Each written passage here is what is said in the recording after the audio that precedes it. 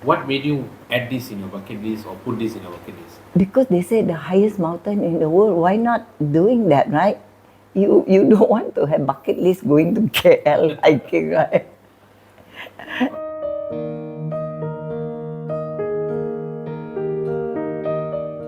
73-year-old Suzie Oliver has ticked off the final feat in her bucket list, trekking to the Mount Everest base camp. Knowing among her friends as Iron Lady, the Malacca-born grandmother reached the base camp, which is 5,364 meters above sea level, after an 8-day hike. She prepared for the trip to Everest by ticking off 2 other items on her list: climbing Mount Kinabalu in May and trekking up a mountain known as G7 in Cameron Highlands in August. Kota Kinabalu, I went there May. You went to the top lah. Yeah, that is easy lah, 4,095 only. And because they say when you do Kinabalu, Everest is chicken feet. You can do it, man. Everest is easy. The high altitude thing is a bit tough. After Kinabalu, we went to the G7 Yombla. That was the tough one. 25 hours non-stop walking, you know. When people invite you, don't even go. I remind you, you can go. You should stay one night. Stay one of the mountain camp one night and do it the next day. Don't do it together like us crazy. We go up and down, never sleep. With this light, you just continue. That's why 25 hours. You don't act separately. You go all the way up and down, 25. That would have been a killer trip lah. It killer you. By the time you are 20 hours, you keep on falling down because your leg give way, right?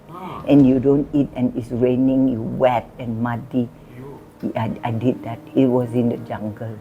It was fun, but I don't regret doing that. I thought that was a challenging, so I can tell people don't do that.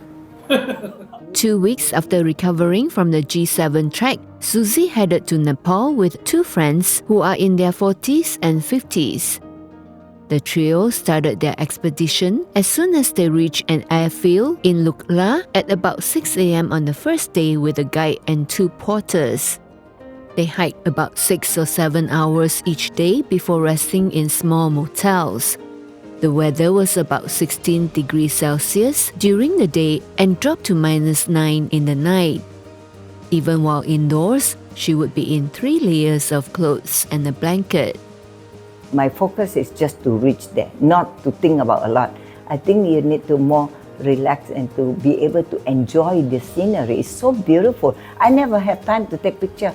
All the picture that I took was my friend took for me because I was too focused. And I dare not look down because it was too high. If you look down, you fall, you die, that kind of thing. Despite the challenges during the trail, especially where her vegetarian diet was concerned, Suzie was determined to complete the adventure. The group reached the base camp on the 8th day. Were you one of the oldest person to reach at the top? I think so, because along the way, everybody say, when they see me, because the word go around like this 73 here, you know, don't play a fool. Huh? So everybody was very nice. They clapped the whole time. They cheer me, you know. They took picture. Everybody have my picture from all over the world. So you are like a celebrity? Yes. They all take a picture with me because, you know, they 73. They want to be like me. Nobody was in the 70s there? No. There was all the 60 plus. So far that I know lah. 60s, I am. 50s? What was the youngest you met there? Oh, there was youngest one American, maybe 13 years old. 13 years old? Yeah, the whole family brought them there. Suzie said trekking down to Lukla was more challenging. Coming down is the killer one because you press, let's say you do the 8 days. Can you imagine you walk 8 days to the base camp? When you come down, they want you to, from the base camp to the airport 3 days. That's how they do because coming down, they thought it's easy and you don't have problem with your lung and all that. So they press 8 days to 3 days. So every day you walk 9, 10, 11 hours every day, you know. For the 3 days, that's how, right up to the airport, 3 days. After the 9 day, you suffer lah.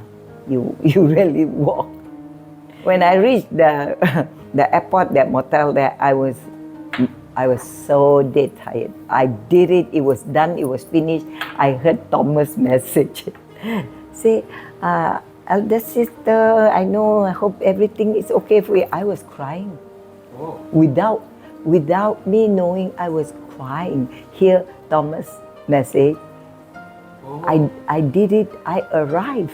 I'm done hiking. I get so emotional that I was able to burst out, after that, I know you doing good and all that. And it was just, maybe you hold too long, and then after 11 days, you did it, you're done, no more hiking, you accomplished and no injured, and you heard familiar voices, right? I was crying. When asked if she would do it all over again, It's fun. I don't regret it. If you ask me, do you want to go again? Yes. I say yes. And maybe I will make it more relaxed, not so tense. I get to see more and take more picture. I will do it again. Suzie says she's going to start a new bucket list, which includes conquering another mountain in Nepal next year.